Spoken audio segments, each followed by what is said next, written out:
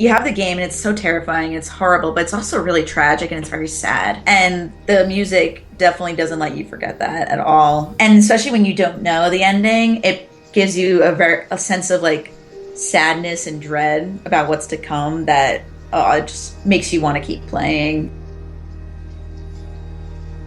I owe so much to that game that it's even, I've probably played technically superior games, but that game changed my life. And I don't think, even like the way my mind works and the way maybe I am as a person, I think I might even be a completely different person if I hadn't played that game.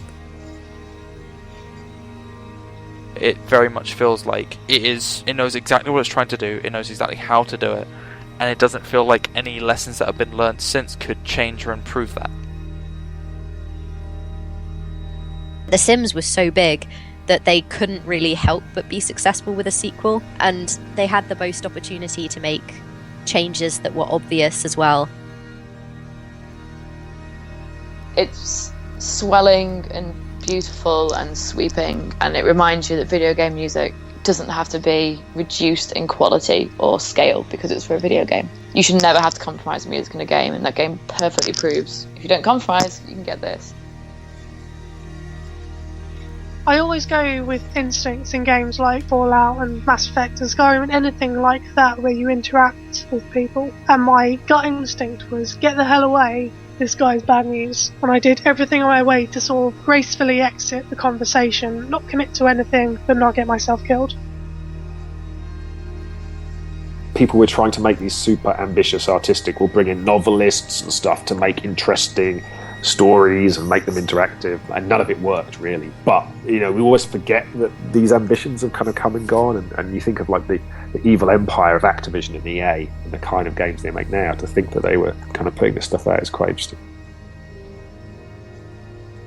Like, I really liked that there was a plan and you had schematics and you had tons of information, and it was like, look, this is the mission, you need to make this mission happen, here are your options, here are the pool of guys to make it happen, make this work.